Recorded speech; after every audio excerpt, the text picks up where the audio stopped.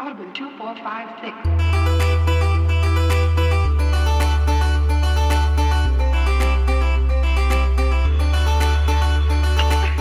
Return to the 41st Millennium with State of the Saves Game Club on Warhammer Space Marine. Welcome back, everybody, to part 2. Very glad to have everybody back with us. As always, I am Eric, of course. With me, Michael. How you doing, Michael? Time traveling to the 31st Millennium takes a toll. Yeah, I also timed that perfectly, so the moment you lifted your drink was the moment I asked you a question. So things are starting off wonderful. With us also Nick. How you doing, Nick? Doing great. Hey, see, I can't see you, so I can't time it properly, so you've got it figured out how to keep me from fucking with you. Yeah, I'm just flipping you off through the camera the entire time. I appreciate your honesty. Thank you. We are, of course, back with part 2 of our playthrough of Warhammer Space Marine. Very much looking forward to today's discussion. I think this game kind of comes together at the end, towards the latter half of the game. We'll also be announcing our part 2. Our next game for this series show. We'll be talking about that at the end here. Talking about random other nonsense. Just some business up front. Thank you for everybody who's been listening. We've seen a little bit of a listener jump recently. That's always nice. We appreciate that. The more people we can get to listen, the more cool stuff we get to do. Please don't forget you can follow us on stateofthesave@gmail.com. That's our email address, or you can follow us at stateofthesave at Twitter, TikTok, Instagram, YouTube. I'm sure there's like 10 other things we're on somewhere, but wherever State of the Save can be found, you should follow us on there. All that business out of the way. Let's talk about some stuff we're here to talk about. Let's talk about video games and video game-like accessories. Right off the top, Michael, you and Nick have been fiddling around with a new game that's come out recently. I've been seeing a lot of talk about it. Would you like to go ahead and talk about your kind of game you're bringing to the table today?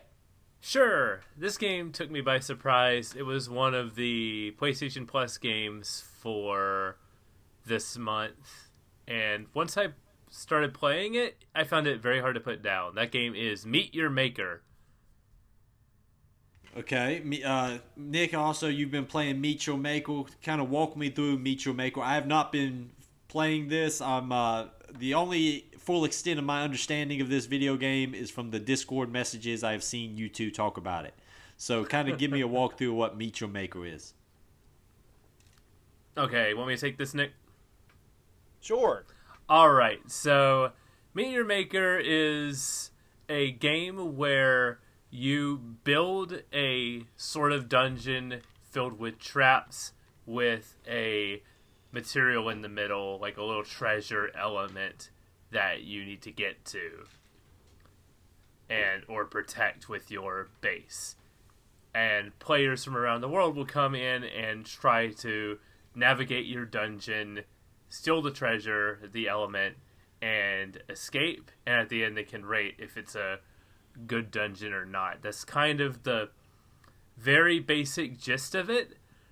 But once you dive into it's one of those that takes a little bit to kind of figure out the intricacies, like how all the traps works, how all the enemy placement works. And it didn't feel like I fully had a grasp on what the game was until I spent some time building my first dungeon. Because then I could see and play test how each trap interacts with each other, how to map out enemy tracks, like where they move and where they patrol kind of thing. But I've had a lot of fun with this, where it's become it's a good lunch break game, because you can go and it's fun to just look at your base and see how many kills you racked up. And what's cool about this versus another game I love, like a Mario Maker, is that you don't just see where they died, you can see full replays of their attempts and all the times they died. So it's fun just at lunch break, get some food, pop in Meet Your Maker, and then check out just all the replays, like 2 or 3 replays that are racked up in the past day, and are just watching people fall for my traps It's pretty great. Is there any like punishment for people succeeding in like getting to the treasure at the center of your base, or is there anything that like I know they get something, but is there anything that like is like a negative consequence for that for you as the creator of the base? So you have two options. You get XP for kills and XP for if they think it's a fun base. So you're incentivized not to necessarily create like death traps and everything, but there are two options when you put your base, or three options for when you put your base online. One is on social, where it's just a social raid, meaning there's no XP and it can be up for as long as you want to. That's good for sharing your base. Like I shared a couple of my bases with Nick, and he was able to play test them, run through them, and I was able to make some changes to them based on some of his replay stuff.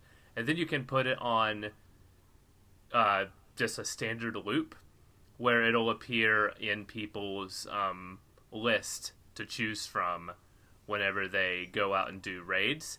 The other option is like a high risk, high reward thing, where you get more XP per kill, but you lose. That's where you like lose the XP whenever they take something. On the other one, you don't lose anything for when they take something, but you can do like I made a really hard base. I can set this to as like a brutal base or something, and then there's like more of a risk there. It reminds me of a lot of like the mother base stuff from Metal Gear Solid 5, where you could have like your base be raided by other players and they try to steal stuff from you and things like that. Nick, what is your thoughts on this? You've been playing it as well. How have you been, faring with it so far? It's one of those. I think Michael said the exact same thing. Whereas I didn't think that I was going to be as into this as I am. The more time that I spend with this, like you go into it and you're like, okay, maybe I just don't build a base, and you play through like 5 or 10 levels, and you're like, okay, I'll give it a shot and see this, and then it's like fast forward, 30 hours, and you're like watching replays and counter playing people's like caution and stuff. My first base, I think I put it on social, and Michael like found a huge exploit, so I just completely destroyed it. And then my second base got 3 kills, and I left it on the high note right there. You're like, success. There's the moment of this game is when you see someone fall for a trap that you bait them into, and once that like clicks, that's when the like the serotonin starts kicking in, where you're like, I want to do that again. So then you design counter traps for like whenever they like smarten up, like, okay, they'll figure this out, but I'll put a trap here, and you're just constantly playing like the game of figuring out what they're going to do and trying to outsmart people before they even play the bases. And that's when the addiction kicks in for this game. I imagine also there's like, it seems like both of you are more into the building side of it than the playing side of it. Like, how does it play, like, from an experience of raiding other people's bases? Because you guys seem real high on the building side. Are you enjoying the raiding side of it as well? I almost exclusively raid. Like, I've built that one base. I feel like and maybe it's just because I don't know how long it's been out, but I feel like the drip of I'm getting enough of this resource to actually change my base or their traps fundamentally is a little slow for me, but I've only been playing for like maybe 3 or 4 days. But the raiding aspect reminds me a lot of Phantom Abyss. Yes. Except for you're not locked out as soon as you lose. Like, you are going through and disarming traps, and like Michael said, it's at the point now where there's like a meta that is constantly evolving, where like the first thing is like, oh, you just put this trap around the corner where people can't see it, that's enough to get them. And then like one step up from that is like, okay, you put a trap to catch them when they fly over to get their arrow, because you have 2 shots, you're limited to 2 shots. So if you shoot one, you have to go and retrieve it before you can shoot it again. So like people are just like constantly like just adding one more step to try to catch you, and then you get like full blown, like at the top end is just like basically Mario Maker like Kaizo levels, where like you are only going to succeed if you do the Call of Duty 4, throw the grenade at this time, run here, you got to zip line across here, you have to get a melee kill for this trap to get the speed boost. It's like People are insane with this stuff. Every single base is just a Mile High Club Yes. from Call of Duty Yes. 4, yeah. What is your success rating? Like, do you think you're like 50-50 on your succeeding, or, like, how often do you succeed in raiding people's bases? Most of the time I succeed, but I usually die a couple times. There are some bases where I die a lot in order to ultimately get it. I think I've only stopped like 2 or 3 total, and because you can just walk away from the base if you don't think you can do it. But I try not to have that defeatist mentality. I try to finish bases unless they're I'm the like type of straight up person- kill rooms that that are not fun. See, I will still beat my head up against those kill rooms. Like, what's your highest death count, Michael? Maybe 12, I think, before Oh, I that's tapped out. crazy. That was like a I'm really low-key way of being like, you're just bad at this game then, because I feel like you were trying to set them up for like, well, I've had a higher death count on these, and then Michael said 12. You're, oh, that's crazy. You not Well, no, I'm saying like the highest that I've got is like 36. Okay, Like, never mind. like I've died 36 times in a dungeon, but it's because they have weird like attribute system or whatever, where the more dungeons you complete in the week, the higher your reward is. Yeah. And then they have a smaller thing called like champion dungeons or something like that. So you complete so many and you fill up this bar, and you can get a huge drop of rewards. So I always go up to the hardest difficulty for those, because it like instantly levels all of your guys. Yeah. So those are the big hard ones to do. I usually, when I do champions, I do like the small ones, because the normal difficulty ones, because those output resources to where I can prestige my base. Because one thing I didn't like at first until I realized what they were doing is your bases are only live for a day before you have to add more resources to them in order to keep them up for an additional day. I guess that kind of makes sense, though, because they don't want people just like making bases, posting them, and just leaving them up and leaving them in the queue, where like people might, come across like half-finished or just not well thought out bases. So it encourages you to go out and do raids so you can come back and build onto your base. And as you continuing upgrade your base, once it levels up after you get a lot of kills, you can upgrade your base. The prestige number gets higher, and then you can add, with the higher prestige, you can add more traps, more enemies to your base and everything. I have a my first base, the first one I sent to Nick, now is a level 5 prestige base, and because of that, it's now a champion base. So it'll appear whenever the champion bases appear, so I'm getting more and more plays on it. Kind of draws more traffic to it. Yeah, because it outputs higher rewards whenever yours appears on the list. So whenever mine appears on the list, there's more incentive to play mine. So it's very smart with how it kind of, there's no direct curation system. You can like give certain accolades to bases, like say this one's artistic, this one's brutal, this one's fun, but there's ultimately no like yay, or there's no yay or boo system from like Mario Maker or something. Yeah, there's no like, here's a direct negative response. I think your base sucks, bro. Nah, did either of you guys see this game coming, or is this something that kind of popped up on your radar when it was released? Because I had not really heard much about this until you guys started talking about it. There was a trailer for it a while back, and I'm like, that seems interesting. Then I saw, I think Jeff Gerstmann play a bit of like the beta, and then they announced it was going to be on PS Plus. Going, I was interested in this. Let's check this out and see. And then I played a bit and was like, well, it's kind of Phantom Abyssy. I think Nick would really like this, so I suggested it to him. And yeah. I mean, I just think it's cool. It's always cool when stuff like comes out of left field and like really hooks you. It's cool to like look forward to something and be excited about it, but it's a different kind of level of treat when it just like, hey, out of nowhere, here's this thing you're going to enjoy. Like, Michael, you had one more game you wanted to talk about. You want to hit that up real quick? Yeah, very briefly. So I got Zelda'd, as in I really wanted to go ahead and put some money down on Zelda, since that's going to be a day one purchase for me. But I was also looking at some other stuff, including, like, for a while, my wife and I wanted to play Kirby and the Forgotten Land. It's Kirby's first 3D adventure. She really loves Kirby, but she doesn't like playing 2D games. And this being Kirby's 3D adventure, I'm like, well, Nintendo games are usually $60. We can try to wait for it to be like a sale and everything. So those two things kind of aligned in an interesting way, because Nintendo has a voucher program to where online members for $100 can get 2 vouchers that are good for any 2 games.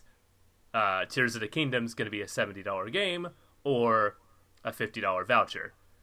So I was going to be wanting to get Zelda anyway. I'm like, well, I'm saving $20 on Zelda, and I can kind of I already had some money. I had like $10 in rewards money on my Nintendo Switch voucher. Those things sort of lined up, and so it just happened to work out that way, because I was going to get Zelda anyway, and so now I got Kirby and the Forgotten Land. So my wife and I are, it's the equivalent of walking in and like dumping a bunch of change from one side onto the thing, and then here's my gift card on this side. Exactly. So every time, like, you're better at playing these systems to get deals than I am. I'm just a person who just doesn't want to be bothered with it and just pays the money up front. But I do appreciate your level of, like, I'm going to combine this deal and this voucher and this gift card to get this. I appreciate your level of commitment to it. If I use the vouchers, my rewards points, and my gift cards, I can save some money on this Zelda and make it a $50 game instead of a $70 game, and I got Kirby. So woo. Yeah. I mean, it's good. It's smart. It's smart use of your money. I just don't. I never have the commitment to anything that much to be like, I just pay the money just to get it done. But you acquired Kirby because of this. I acquired How are you Kirby. feeling about Kirby? This is a really fun game, and it's one that I was looking for a game for a while for my wife and I to play together, and this one is almost a fantastic co-op game. Where I think it lacks is she was a bit intimidated a little bit by Kirby's moveset, because Kirby absorbs enemies and then has absorbs the attacks of those enemies, so Kirby has a bunch of different movesets and everything. Player 2 plays as a bandana Waddle Dee, like a little mini Kirby with a bandana and a spear. So he has like one move set for him to use and everything, and she was fine with that at first until she got really good at it, and now she's like, I wish there was more I could do with this, like upgrade the staff to have more abilities and everything. The staff gets stronger as you level up Kirby's abilities, and Kirby gets stronger, so they're both the same like playing field, but Waddle Dee doesn't get any additional attacks or anything. And I was like, well, you can play as Kirby if you want to, and she was like, no, that's a little too much right now. It is a smart idea, though, to have like a more simplistic character as player 2. Yeah. To kind of give you somebody like, hey, I know they've kind of messed around with that a lot. Like, I remember a couple of the Mario games and stuff like that had like more easier co-op partners and stuff like that. I mean, that's a cool concept, but I feel like, yeah, you got to find that bridge to kind of take the player from the easier partner to the full-on experience a little bit more smoothly.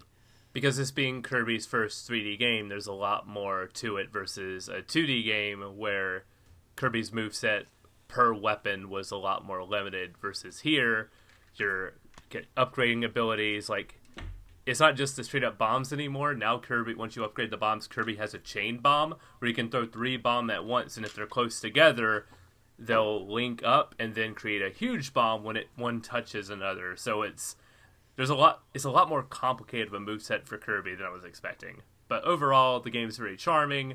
The levels are basically the perfect length. There's a lot of side stuff in those levels that we're constantly looking for and finding. We're having a fantastic time with the game.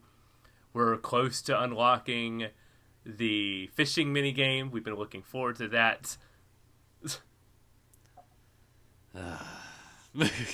We unlocked basically the burger shop minigame, which she loves because it reminds her so much of like a Kim Possible Rufus taco game she used to play on Disney.com back in the day. Oh, okay. I remember that game. Like a flash game. Yeah, it reminds her of that. So we played that a lot. There's a co-op version, and we've been playing just that mode every night, and it's been a lot of fun trying to beat our high scores and everything. I wonder if anybody like has a good like documentation of like all those Flash games, because I know that a lot of them are like not playable anymore and stuff like that. I wonder if there's like somebody who went out and documented all those damn things. There's a lot of like really creative like little Flash games. Some of them like just like borderline GIFs. You know, he hit like 2 buttons the entire time. But like I do wonder if someone like went through and documented all those things. I remember just a few of those off the top of my head for like not. I'm sure they're out there for like armor games and stuff, especially like archives of those. But I want like the Cartoon Network games, the Nickelodeon, the Disney Channel stuff. Just the ones that would go in when there was a new show and check to see what Flash games were added.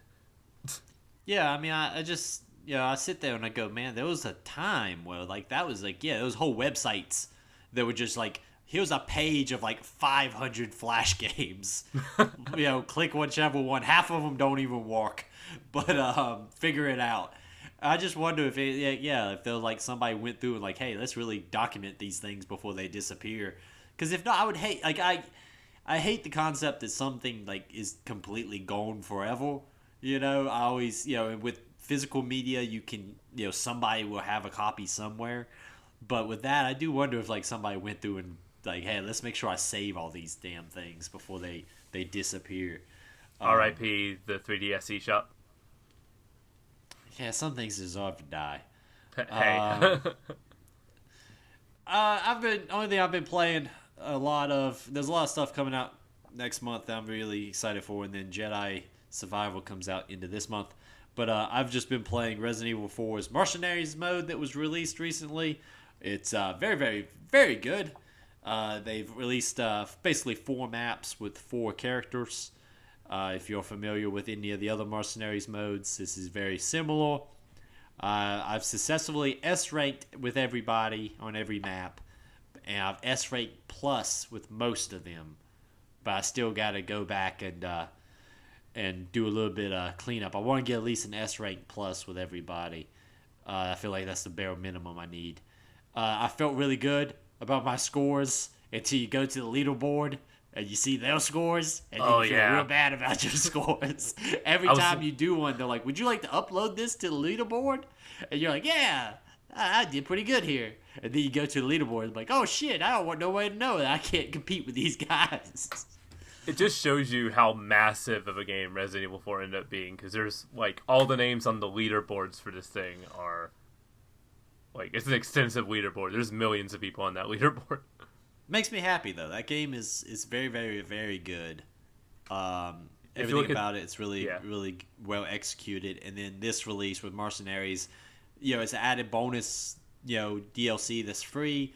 It's really fun. It's well done. I imagine that we'll get new characters and maybe, you know, some stuff when they inevitably drop the Separate Ways DLC that I'm hoping comes out soon. That game's it's really damn good. I'm looking at my professional. I didn't play through on professional yet, so maybe it's time that we go through on professional and try to give that a shot as well. Get on my second playthrough, but it's damn good game, and that Mercenaries mode is just fun. I'm not really a big fan of a lot of times like horde modes in games, especially like single player ones. I don't want to like, I like the old Gears games had horde mode, and I really liked all those and stuff, but I don't usually want to do that by myself. But Mercenaries is damn exciting. In the past few years, Capcom's made like 5 or so multiplayer Resident Evils, when the easiest thing, the best thing for them could do is just spin off Mercenaries mode into a co-op horde mode thing. Instead they're like, here's a versus shooter, that's what you want. No! It's not what we want. It's a layup. It's a layup. But it's the easiest thing. They're pinging that thing off the rim. Yeah, it strikes me as a no-brainer, but I'm sure some guys got like some money reason behind it. Maybe they're afraid it affects their ability to put Mercenaries in the mainline games or something like that. I know Village has Mercenaries, but I don't think 7 ever got it. But no. That would completely go against like the tone of that thing. Yeah, but Mercenaries goes against the tone of all of the things. That's the I mean. Nah. I mean, Village doesn't strike me as the tone for Mercenaries. Actually, kind of, yeah, it kind of is. I don't know. I think you put more like consideration into that than I do. I don't give a shit. Let's just have fun. I played the campaign. The cool stuff's in the campaign. Let's just have fun blowing people away. Yeah, so I've just really been fiddling with that much, and then continuing down the rabbit hole of fighting games and playing a lot of Mortal Kombat and then Guilty Gear, as I just now get more and more excited about Street Fighter. I'm really excited about Tekken coming out too. This new Tekken looks good too. It's a good time for the fighting games. Just good time for games in general, man. Oh, there's so much good stuff. It's been a good year so far. It's pretty good. When Dead Island 2 can come out after a 10-year development and be a green on Metacritic, it's going to end up being a good year for games. Yeah, I mean, it just seems like there's a little bit of everything for everybody right now. So it's an exciting time.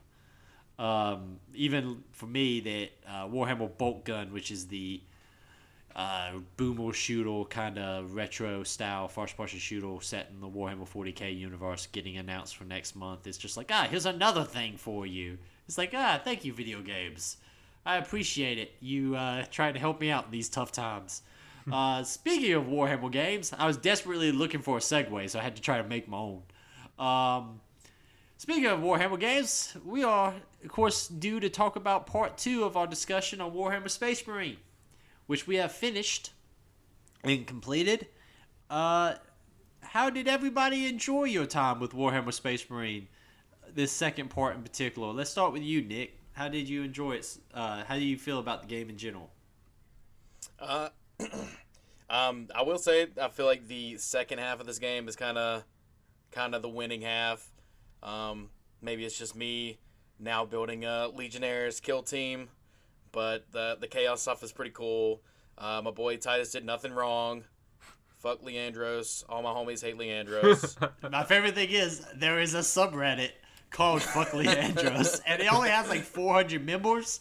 But maybe a couple of people on this podcast are members of that subreddit, because it's just all memes of people being like Fuck Leandros. Valid stuff. I believe I agree with you completely. It's something I didn't really think about until we did the show last time. That the second half to me is significantly stronger than the first half. I like the first half, but the second half has more story and more meat on the bone in my mind. Yeah. Michael, how did you feel about your second half of Warhammer Space Marine? I mixed on the second half, honestly.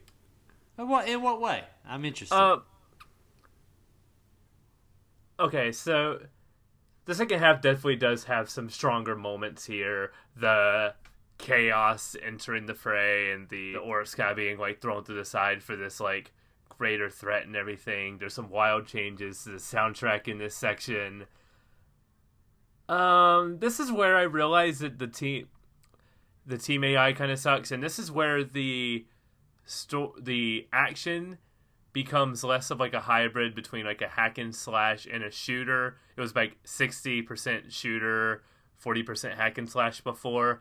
And this section, to me, I might be playing it wrong, is more like 80% shooter and 20% hack and slash here. Really? It feels like it's, for me at least, it feels more of a shooter here because there's a lot more enemies towards the back with stronger weapons that you don't want to necessarily go to and attack straight on. You have the chaos enemies with swords, but they're often paired with, again, the stronger like chaos marines who will snipe you. So when you're engaged in like a hack and slash battle, I found myself getting sniped by those guys. There were bits where I was in hack and slash battles and was getting sniped by the worst enemy in the game, the rocket firing orcs. We did face them pain. before in part 1. There is a couple of sections here where there's a I'm trying to think. I think there was some more deaths that I had from orcs with the rockets than I did with anything with the chaos. The chaos, I'm interested that you shot more, because like I felt I had the complete opposite experience. Well, towards the later part of this game, I'm meleeing predominantly, because also I'm trying to get close to people to keep them from using those big powerful weapons. Because when you, surprise for the reveal that we'll talk about in a little bit, but like when you start dealing with Chaos Marines and things like that, they have bolt guns and they have plasma guns and things like that can delete you, a lot quicker. But also the game gives you kind of more incentive to go in melee. It gives you the Thunder Hammer a lot more, and it gives you the Iron Halo that gives you extra kind of oomph to your ability to take damage. There is a couple of gauntlet sections that I can agree with you on that are like very difficult to get through without having to be very methodical, because it's easy to get hit by like a couple of rocket boys or a plasma gun or this above you. But yeah, I think it's interesting. The big one here. Yeah, I think it's interesting that you have more shooting. Like I said, is that kind of in line with your play style, Nick, for this? Because that just kind of, that's opposite how I played it, but it might just be play style. Maybe I'm just doing it in a different way. I mean, there are the parts where you have to shoot. Like I think I played on just normal difficulty, so I did feel kind of more in line where you had to prioritize your targets a lot. Like some sections did just straight up feel like that part in the first half where you're just staring at a wall with like 3 levels and it's just a bunch of rocket dudes and like heavily armored orcs. That is kind of how I felt. But then I felt like a lot of the situations that you ended up in were easily mitigated with the Fury thing. Like you just pop that Fury and get all your health back on regular melee. Yeah, and when you get the big enemy switch where it switches you from fighting exclusively the orcs to fighting a lot more chaos, I always felt like the large amount of the little chaos guardsmen who are there just as cannon fodder almost, kind of were there almost as health regen. Because a lot of times what would happen is when I would get in these big moments, I would just pop the Fury down 4 or 5 of those guys to get some health, and then use the rest of it on downing a couple of Chaos Marines. See, I think those weaker Chaos enemies, I would go to do the stun move and they would just fight back. I could never follow it up with a grab to get health back. They would just always fall back. Well, you're talking about the Chaos Guardsmen, like the regular humans, or the demons? The humans, the low health the humans are treated almost like the grots for the orcs. They're not I'm talking about using them for the Fury mode when you shoot, when you're shooting, and it goes into slow motion. But even the low tier orcs, I was still able to stun and use the grab move to get health back. Well, there's orcs and then there's grots. Grots are the little guys. I'm talking you think of the chaos, the Space Marine, the Chaos Guardsmen as almost like the grots, that they don't really I never the little exploding dudes. Yeah, the little dudes. Yeah, the little dudes. Got it. Okay. They look like goblins. Yeah. My mistake. Yeah. No. I used the term without explaining it. I think that's interesting because I didn't really see that because I was so melee heavy in this. But I do agree there's several points that it becomes almost like a gauntlet. There was a couple of padding areas in this second half that I'm not super fan of. I'm a bigger fan of once chaos is revealed. I wish they kind of skipped any more. You do a little bit of orc stuff because you do have to deal with the boss knob, the big orc, the boss orc. Have to have a boss fight with him. But I wish they kind of got a little bit more deeper into the chaos fighting exclusively, because I enjoyed that a lot more than I do the orcs in general. I really like fighting chaos. And I kind of wish they would have done it even earlier so we got to fight them more. But that might just be, I enjoy that whole mirror fight of fighting guys that are as tough as you are. There was one thing you brought up, Michael, that I do agree with 100%. Friendly AI in this is not very good. And if you're relying on them to help you, you're in trouble. That they're not really there to help you. I'm more excited if they actually do kill something. I went back to during one of the fights against them when we're going off to go get Invictus. I because that whole room was just full of Chaos dudes that were sniping from way far back. So I went back to heal up, and then I looked over, and my 2 Space Marine buddies are just walking into a wall getting shot. I'm like, cool. Elite soldiers here, guys. We did it. I'm really, really glad that they didn't do anything like they have sections where they can get killed real easy or something like that, and you can fail because of that. Because that would suck. Yes. That would suck very bad. No, they're not really. They're just more set dressing. I wish they were a little bit more competent, but they generally are so far behind me, and that might just be the method playstyle that I have, where I'm always like trying to charge shit. They're so far behind me half the time I don't even see them in the fight. Like I hear them yelling, and it's like I don't even know where you at, bro. I'm 2 stories above you, cutting down some orcs over here. I don't even know where you at.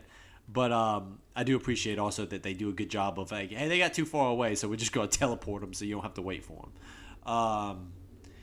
There is, like, from a story point of view, I mentioned this last time, and now that I think you guys seen it, it's very back heavy here. We get a lot of the reveals that the power source that you've been going after is just a method to bring chaos into the Imperium and kind of open a gate for chaos. There's a couple other great reveals here that I really like. I like the fact that the Inquisitor is he's dead already. He's being puppeted by the forces of chaos. I think that's a really cool reveal when that happens. Yeah, I knew he would betray you, but I was really interested in how that ended up playing out. Like, him being a dead puppet and the reveal of that was, I thought, really cool. Yeah. Nick, I'm going to ask you because you're more familiar with the setting. Did you foresee the involvement of the forces of chaos here? Not like up front, I would say. Like Michael kind of made up a good point. Like they do try to do a good job of just being like, this guy seems shady, but I don't know a ton about like Inquisitor involvement and stuff like that. So I didn't see it like a mile away or anything. I thought it was pretty interesting how they kind of tied it into the fold there. I thought that the power source was going to be a giveaway for you. That was my kind of running theory, especially when Titus like grabs onto it and you get some warp shenanigans. Inquisitors in general are usually portrayed as walking a fine line between fighting the forces of chaos and maybe being a little bit too involved in the forces of chaos. So the idea of corrupted Inquisitors is not that far off. When I played through the game originally, I just thought he was going to be a corrupted Inquisitor, trying to, I have control of the warp, trust me, and then the warp, of course, gets the better of him. The concept that he's been dead this whole time and being puppeted by, the forces of chaos is a cool little kind of twist to it. A little bit of a slight, more interesting way of doing it than just another corrupt Inquisitor, which is something you see in the lore a little bit more often. Couple of fun things here. When the forces of chaos make their grand arrival, I like the fact that it is not a traditionally named force of chaos. It's not one that's like well established in the lore, which I think is kind of neat. It would have been cool if they would have used one, because there was several like predominant legions of chaos. I think it's interesting that they decided to kind of go with their own one. But at the same time, it would have been really, really cool as a fan to be like, hey, these are the Black Legion, or this is the Emperor's Children, or the Iron Warriors. I imagine some of that is that they kind of pick and choose units that you are fighting that are from like traditionally separate forces of chaos armies. So you're fighting like the demons are Tharstors or Bloodletters, which are like a corn demon. There's a Norgal kind of drone weapon. So I don't know if they just wanted to pick and choose their units, and that's kind of why they did it this way. But it would have been cool to have a named in the lore enemy protagonist group that comes through. Well, they probably had to do that because they gave the big bad card to Titus's brother here, right? So they couldn't have used a previously established. Or did he say brother? Do you mean literal brother? Or do you mean brother as in like you Space gotta, Marine? yeah, that's not, he's not his brother. Oh, it's okay. they're all brothers, like brothers, and they are Astartes. So he is referring to him as like a fellow brother of Astartes, and it's usually like in this case it would be done as mockery. It's like how Titus refers to his squad mates as brother. So like think of it like a mutual acknowledgement of what they are. Got it. I took that literally. And I was real confused for a second there. I was like, and that's why he's resistant to the chaos, maybe, and why his brother was able to control it. So, okay, let me just delete some theoretical notes here. Yeah, I was real confused for a second there. I was like, brother, what the fuck are you talking about? I feel so stupid just because he's talking to Mira about him, and he says, like, he has a my brother has a deep connection to the warp. So he said it so matter-of-factly that I was like, oh, that's his brother. No, okay. That's on me. They refer to each other as brother because they are like it's a brotherhood. It's a kind of thing. Yeah. It's not. Yeah, you don't generally ever get anything about a Space Marine's life before being a Space Marine because most of them don't even know what that is. You're usually like brought into the training to become a Space Marine at like an age of like 6 or 7. And by the time you become a Space Marine, you have no memory of like what you wore beforehand. It's occasionally comes up, but a lot of times when they refer, also you got to know that one thing to keep in mind is the forces of like Chaos Space Marines are like a bastardization of a Space Marine. So a lot of times, so Chaos Space Marines will a lot of times they view themselves also as, a pure version. It's the whole I'm better than you kind of bullshit, it's all dick measuring contest. But, the Chaos Marines think they're better because they have the more power. The Ultramarines think they're better because they didn't give themselves over to that dark corruption. It also goes back to a lot of like the religious overtones. Like Ultramarines they view themselves as the image of what the Emperor intended when he created his Space Marines. Chaos Space Marines are a lot of times Space Marines from 10,000 years ago. They are actually there's a lot of dichotomy, but Chaos Space Marines are a lot of times the original Space Marines that were around during the Horse Heresy. So there's this attitude of like I actually saw the Emperor, I know he ain't a god kind of thing. So you get a lot of that dynamic. So a lot of times when they refer to each other in these like almost friendly, sarcastic terms, is a lot of like mockery. And that's in a lot of ways Chaos is a mockery of everything the Imperium claims it stands for. So that's what that comes from. Yeah. So Titus and them dealing with Chaos Space Marines is that. Got it. Anything also with the warp is you're dealing with a lot of like concepts of like corruption. That's why they talk about that a lot. The warp can corrupt you even though you are not willingly allowing it to be. A lot of people get corrupted by the warp through subtle, backdoor kind of methods. So that's why there was the big thing at the end. Well, Titus having a resistance to the warp makes everybody's very suspicious of anybody who can mess with the warp and not have some bad thing happen to them. Because, it's the warp by itself is corrupting.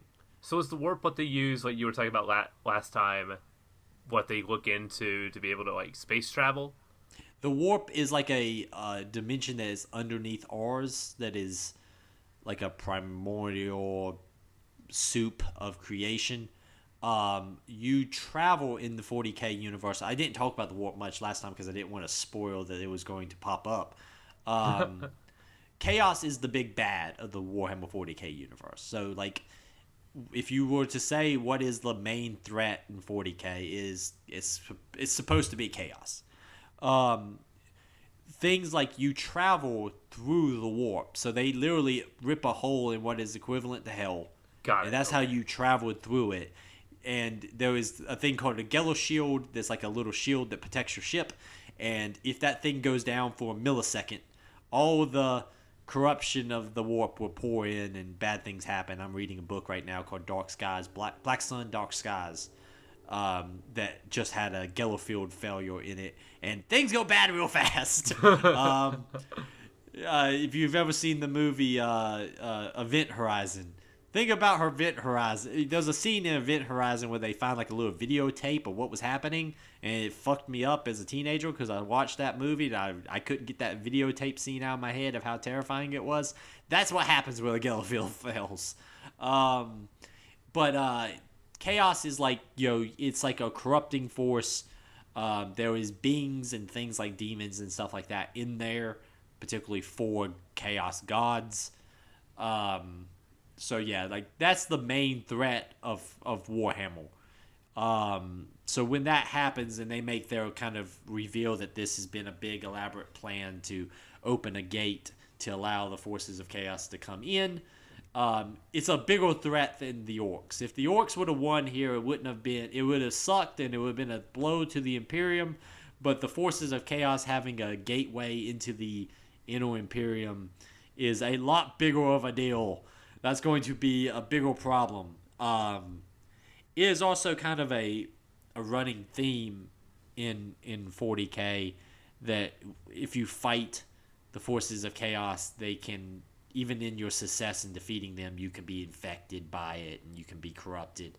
But yeah, so they touched on a lot of that at the ending of this, and we'll get there when we get there. But they do touch on some of that. Just being around chaos can corrupt you. Yeah, even if you succeed in beating chaos, it is inevitable that you will fail to it. I mean, technically in the Warhammer 40K universe, that's where you go when you die. Your soul gets thrown into the warp. So it's inevitable that your soul will be thrown into the warp. Because that's one of the big debates in like the lore community, because the belief in the Imperium is that when you die, you go to be with the Emperor. The most likely theory is that no matter what happens when you die, you get thrown. Your soul goes to the warp. So it's the rage against the dark mentality. Do not go quietly kind of thing. That kind of it's my personal standing on the lore is that when no matter what happens, you all go to the warp, and it's all fighting the inevitable. But how do you? So we get our big bad reveal, which I think is one thing that's weird. The game gives you another main antagonist without dealing with the previous main antagonist. And so I feel like once Chaos shows up, then it like a few chapters later, it decides you got to deal with the boss knob of the orcs. How do you guys feel like how that transition takes place between the orc threat and the chaos threat? Do you like how it's done? Do you feel like it's a little bit jarring? I like that they overlap because it makes the surprise that there's another faction here more interesting. If we dealt with the orcs and be like, well, the Dorts are over, they're done, they're leaving the planet, then that would be like, all right, introduce the next enemy type then. So the fact that we're still dealing with one enemy as the chaos creeps in protects that surprise, and I thought it was very effectively done because the orcs don't last much longer after that. It's in that next chapter where we get the big orc boss fight, which was a really fun boss fight. But I like that there's a bit of overlap with them because it also makes it seem like it's another it's just adding fuel to the fire. You didn't deal with one fire before another cropped up. It's still just one fire that's everything is inevitably going bad. Yes, exactly.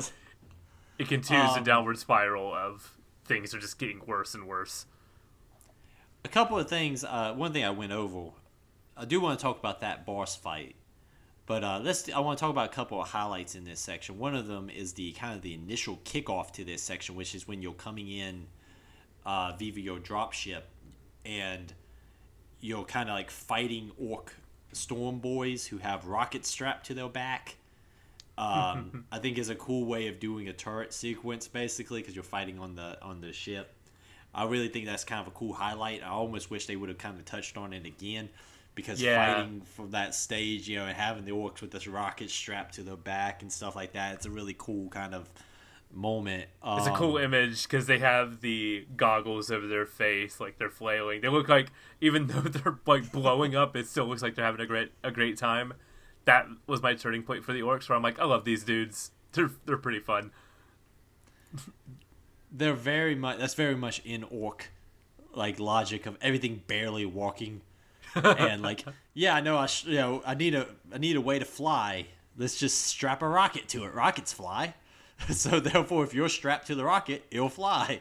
I like the portrayal of orcs here is dead on. I think they do a great job with it.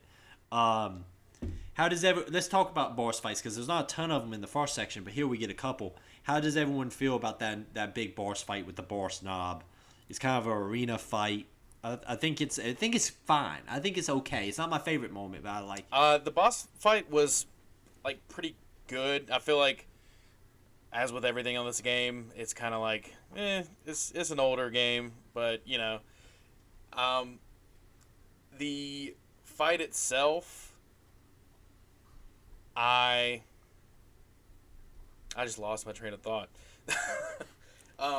The fight is interesting. I like that, again, the main driving force for the orcs, even at this point, is that we wanted this Titan, but also this shiny power source is probably a lot cooler and more important because the Space Marine was dealing with it,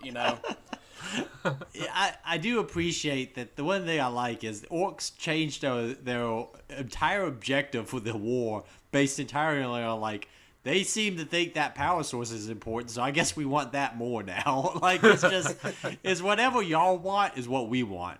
But yeah, super satisfying just going in there with the sticky bomb, the vengeance thing, and just blowing up. Like, you stick them to the boss, and it just kills like 3 or 4 orcs off the side, just as collateral.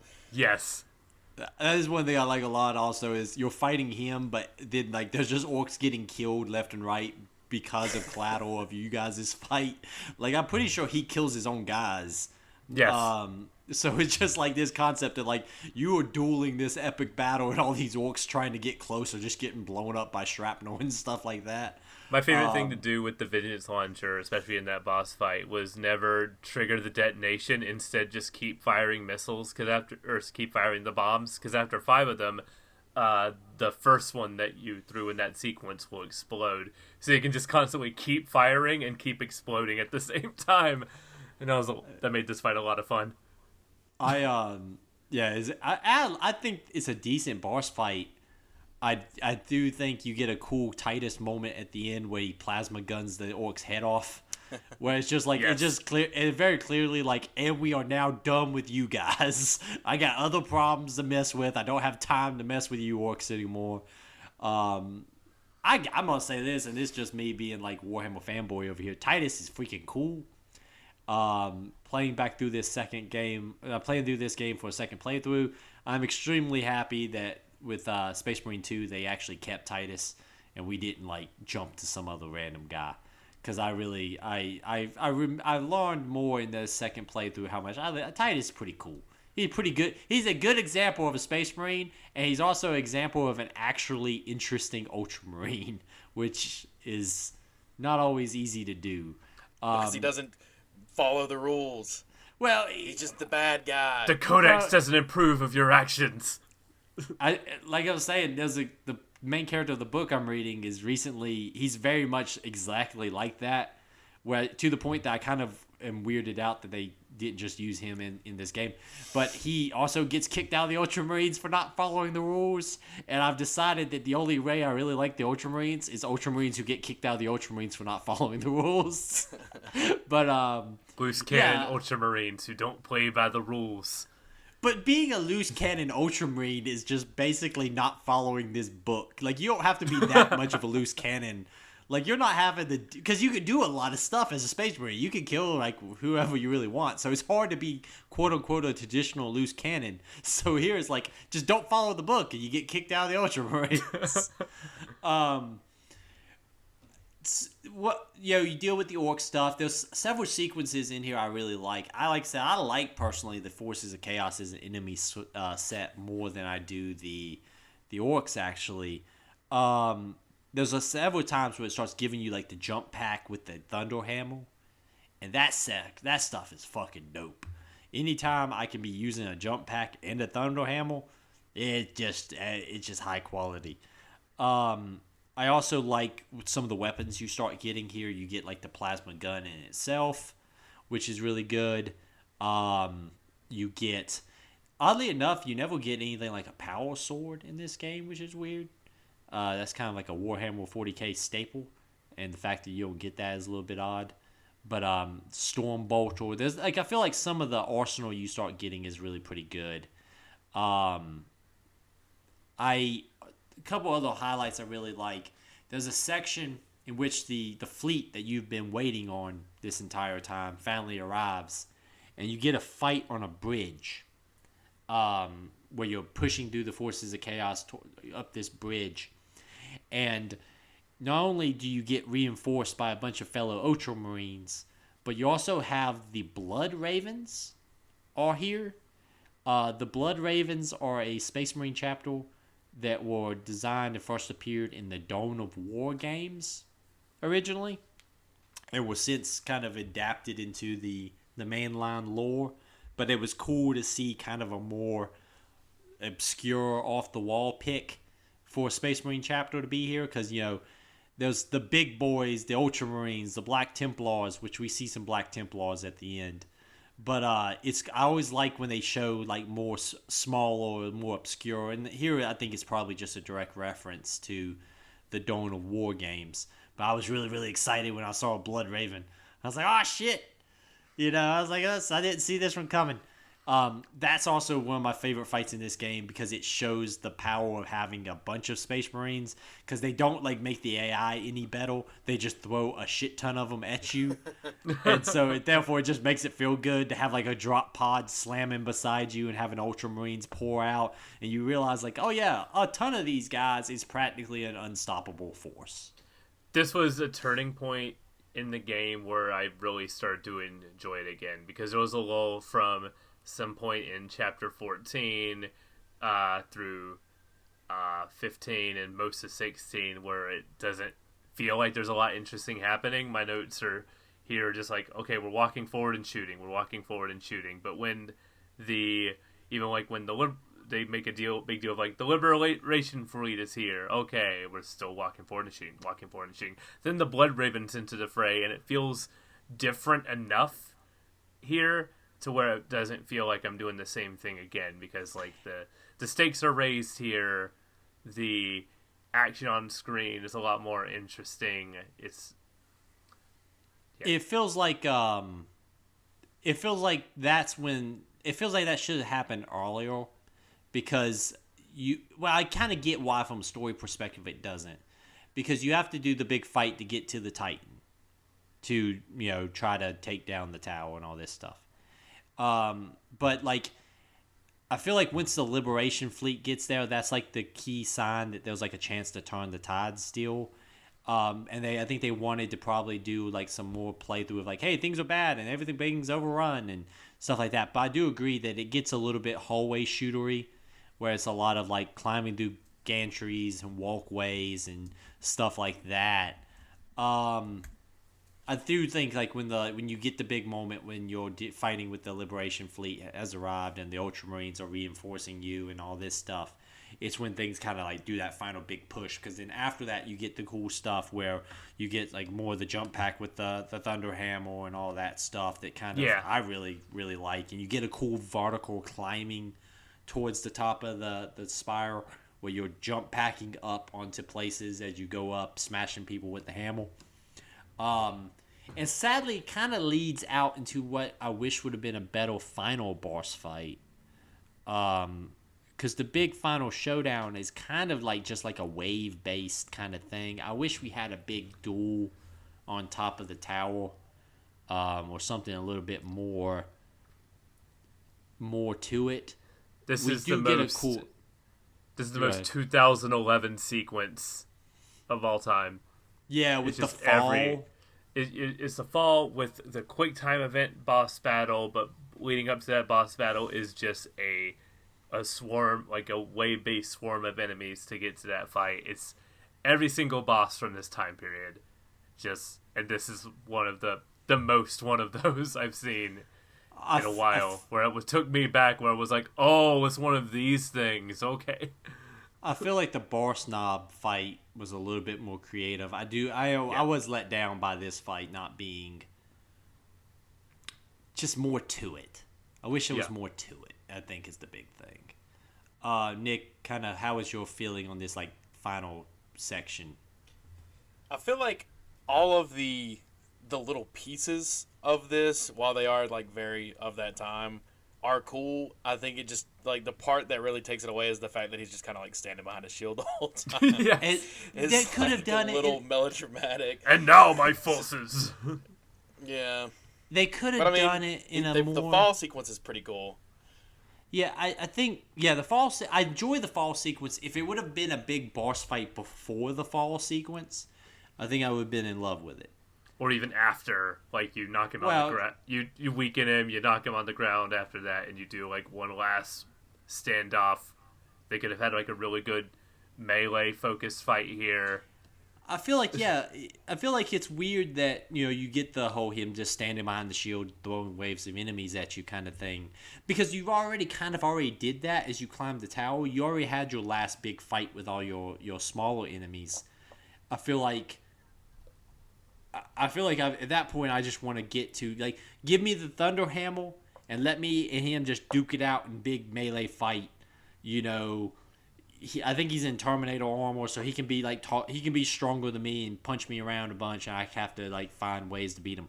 Like just give me something. I think that doing the wave based stuff, while very much of the time, just really kind of makes it like, I did all this to get up here and just fight more of the dudes. I do like the fall stuff in general because it is kind of a cool cinematic, falling and punching him on the way down. It's a very like, fucker, we're falling from this tower, but I'm gonna at least get a couple licks in before we die.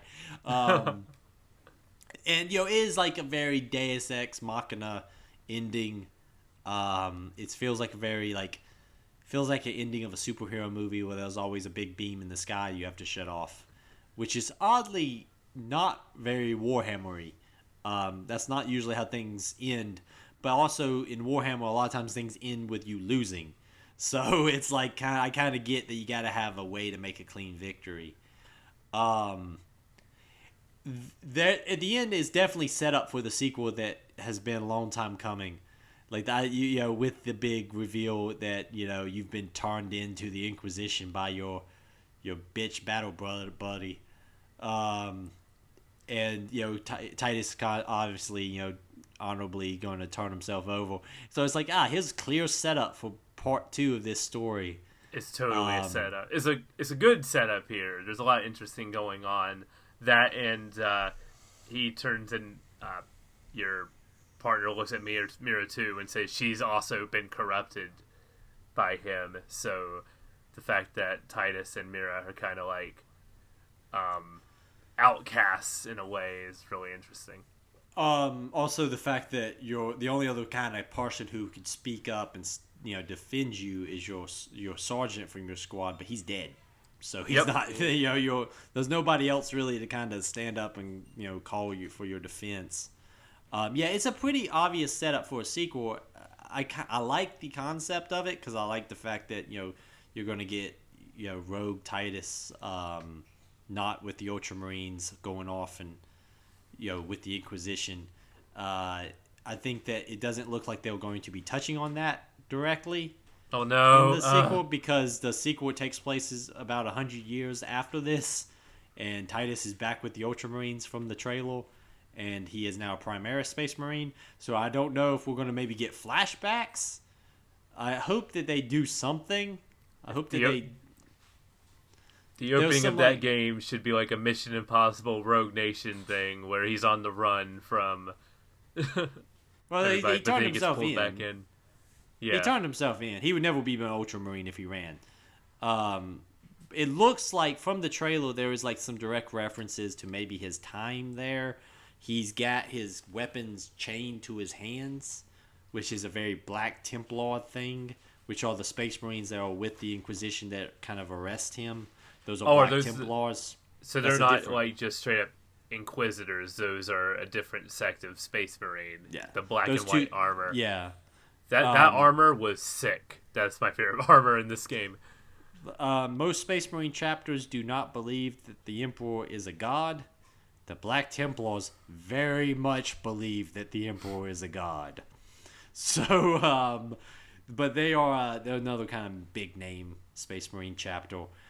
So from the trailers, he's got his arms gauntleted, chained, and he has some Inquisition stuff hanging off his arm, or that looks like maybe we'll get some flashbacks or something where we can see him doing stuff with the Inquisition.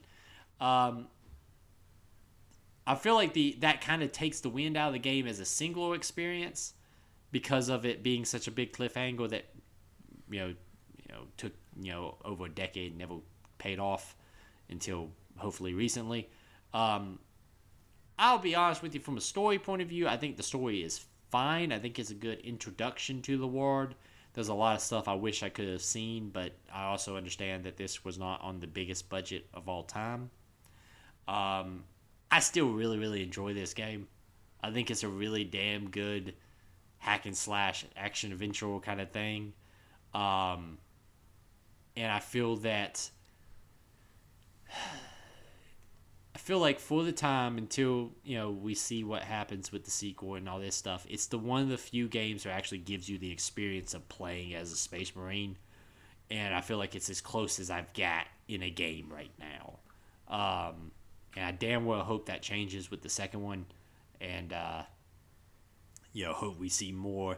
But I think, like I said, for me, I really, really, really stand this game. I think it's a damn good video game. Michael, kind of final thoughts. Yeah, I wish I liked it more overall. I think this game is perfectly okay for me. It just didn't do a lot to grab me. There was a lot of interesting stuff here. There's a lot of cool sequences, like the turret sequence leading into a one-shot trick as it cuts to the ship falling on the ground and Tyus rolling out of it all in like one shot. That was really cool. So there's a lot of cool stuff here. I touched on everything else that I really liked in this game, but yeah, I just wish overall I liked it more. Which is totally fair. Pulled me in. So yeah, it didn't grab me in the way I wanted it to. I wanted this to be like a way to pull me into Warhammer more, and I don't think I got that here. There are some cool set stuff here, like the introduction of the Titans, a lot of the stuff when you're walking around the city in the first half with Drogan, and you're seeing like all the statues of what I presume to be like the Emperor, like just a skeleton and like a robe and everything. I'm like, what's that? That's pretty cool.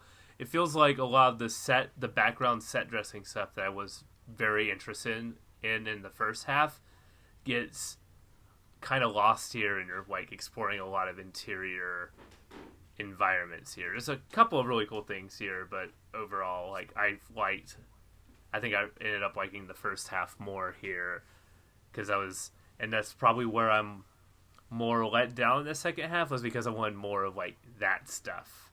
And a lot of the combat sequences here are a lot of fun. I just wanted something more to like latch onto, because I'm not really a big Warhammer guy.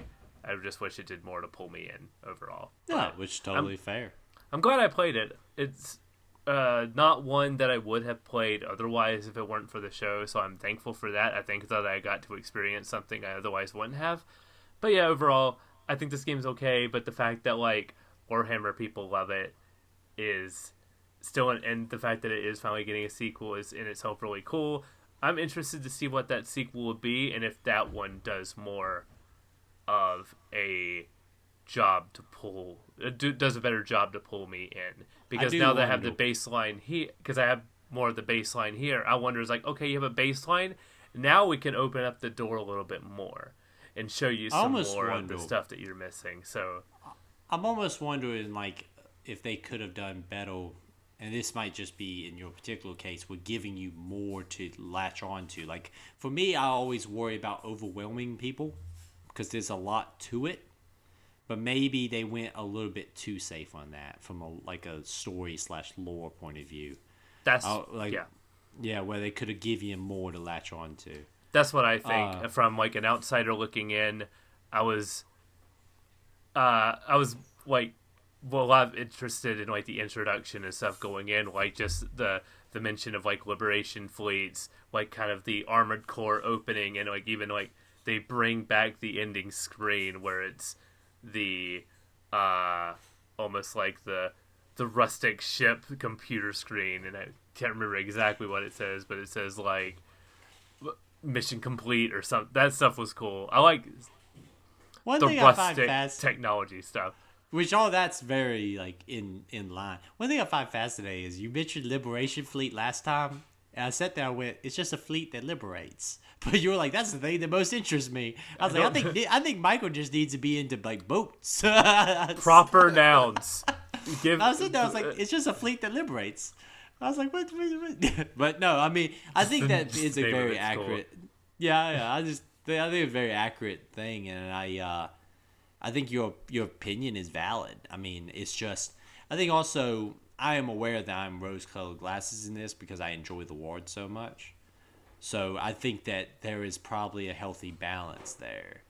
Nick, what is your kind of like general feelings on the game in general, and in bringing your final thoughts into play? I will just throw it back to my original statement. I feel like if I played this game when it came out, when I was a young lad, I would be on a completely different path in life. The hack and slash kind of go of it is not a game, like a type of game that I'm even usually interested in. But I think with the set dressing and kind of knowing, I think I also get like a little benefit of like having seen that second trailer for that game, where it looks pretty awesome. They got the Tyranids will be in that one, another Xenos force. But I don't know if you've had the chance to watch the trailer now that you've played this one, but you see things that they did here that they look to be building on for the second one. Yeah. There's like particularly there's some sequences where Titus is fighting with like the Thunderhammer. There's some sequences where he's got the power sword now, but you see that like the jump pack is back and stuff like that. And also Tyranids are like a really interesting force that they can do because they are a force that leads so heavily into like overwhelming numbers. So like Titus gunning down 200 Tyranids is not something that's shocking. You know, it's going to be like, you know, par for the course. So yeah, that's like watching that trailer now that we've played this one, it even like shows like you can tell like, oh, okay, they're expanding on this, they're expanding on that, and plus also from a just straight up like Warhammer nerd point of view, you see like, oh man, there's like that's an auto bolter, like you see all the new shit, like it's all the new Space Marine toys are being used. Whereas like, oh yeah, that's an auto bolter right there, man. There's all sorts of cool shit we could do with one of those. I wish I would have played this when it initially came out, because I think it would have jump started me a little bit sooner. Because this Warhammer shit, man, it's pretty damn good. It's pretty damn good. I just say it. I would have had more. I would have been able to buy miniatures when they were cheaper, because they were cheaper when this game came out. Because this is an expensive ass hobby. But yeah, I think that having three perspectives that we've had has been very beneficial, because it's three people coming at it from three different angles, and that's always really cool to see kind of like how that plays out. I'm fucking dope and excited about that second game. That game still probably my most anticipated. Now that RE4 is out of the way, and it was good and it was solid. now all my hopes and dreams just shifts over to Space Marine 2 being great. But now we got to talk about what we're going to be playing next, because that's a key factor in this show where we play video games. So we're kind of sticking with the hacking, slashing, bashing kind of theme here. But we're going to a little bit farther back than this game. So Michael, we are playing God of War, the original God of War, not the kind of imagining thing that came out recently. We're going back to the OG David Jaffe released PlayStation 2 God of War. God of War 2005, as it's now canonically called, because if you have two games of the same name, now you have to say the year after they came out. Exactly. It's a problem that happens more often now that everything's getting re-releases and remasters and this and the other. Like Resident Evil 4, you can't really call... And it's more interesting that when they're a part of the same timeline, like you can say RE4 and RE4 Remake, and people know what you mean. I can say God of War, and then God of War 4? Well, it's not really 4, it's a new thing, but it's not a remake or a reboot. It's like... It's the Doom thing, where you got Doom 2016 and Doom 16, yeah, Doom 16, yeah. Doom Eternal, yeah. Yeah, well, it's like, yeah. It's like, you know which one I'm talking about. And one of them, enemies go, and fall over. And the other one, I have a button that's entire purpose is to rip demons in half. So it's that one I'm talking about right now. I'll talk about the one later. No, but we're talking about God of War. Yeah, I put this forward as a suggestion because I never played much of God of War. I played like a demo for God of War Ascension when I got my PlayStation 3, because that was out around the time they were advertising it and was looking for stuff to play. I was like, I'll play a bit of God of War, and went, this seems pretty cool. Then when I got my PlayStation 5, I was looking at a lot of the games that came for free with the system. One of them was God of War 2018. The show was still relatively new at the time. I played 1 hour of God of War 2018 and went, holy crap, this is amazing. I don't want to play this right now. I want to save this for whenever we can play this on a show and I can talk about this game in detail, because just that first hour was incredible. So I'm like, there's 20 of these hours? Okay. There's a lot more of this. There's a lot more cool stuff like this. Not to spoil anything, but in a real-time boss fight, I threw a dude into a mountain, and it was awesome. And knowing God of War, he probably went through the mountain. Yes. I've played several of these. I played like God of War 3. I think I've played the PSP games for some reason. Yeah, you had a PSP. That's one of the things on there. You canonically have to play Ghosts of Sparta. It's like in a contract. Yeah, it's like this is one of the few big PSP games you can get right now, so I guess I'm playing this. It seems like a franchise I should be more into, and I don't quite know why I never went back and played the first two. But I am excited about doing it, because like I said, I think oddly I have some vague memories of playing it at friends' houses. Yeah, I saw some of this game at a neighbor's house, but it was in the middle of the story. There was no context. It reminded me a lot of like the PS2 Prince of Persia games. Yeah, they came out around like the second Prince of Persia game, I want to say. Warrior Within, I think, was out at around this time. Or for some reason, I think it came out after. I don't remember exactly, but I do remember that's when, like, we got to make Prince of Persia more badass. Give him a new metal soundtrack. Godsmack. Godsmack. You know, a band that will never age poorly. I played that game for the first time, like, Warrior Within about 10 years ago. It's actually pretty good, but I went from I had the remastered trilogy, so going from Sands of Time right to Warrior Within, I'm like, what? I knew it would be a jarring shift, but even I wasn't prepared for it at that moment. I just like also the names are like, Sands of Time sounds like a Disney movie. Warrior Within sounds like a title for a Godsmack, or like a Dropkick Murphys album. They kind of rated they kind of rated in with the third one and being like, the two thrones. I'm like, that's pretty cool.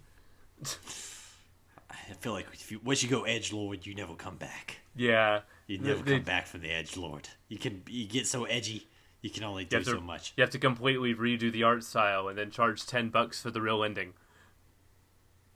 Seems about right. So Ubisoft making great decisions since 2006. God of War kind of prep.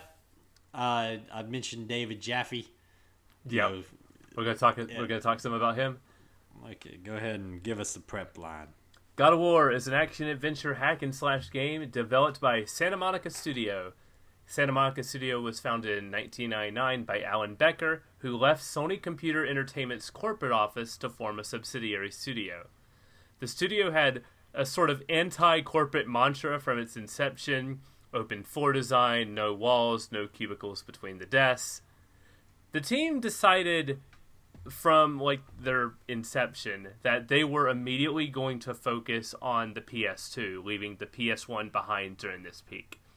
This was around the time the PS1 was the market leader, just totally destroying the Nintendo 64 and the Saturn.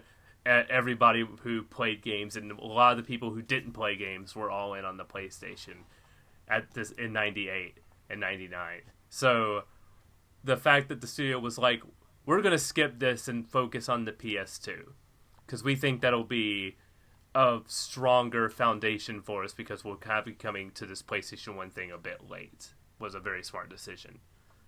So the team began work on their first game, Kinetica, a futuristic racing game where the racers have wheels on their hands and feet.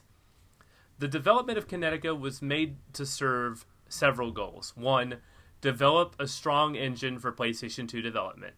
2, learn the team's strengths and develop chemistry as a studio. And 3, prove to Sony that they could deliver a game on time and under budget. I don't remember that game.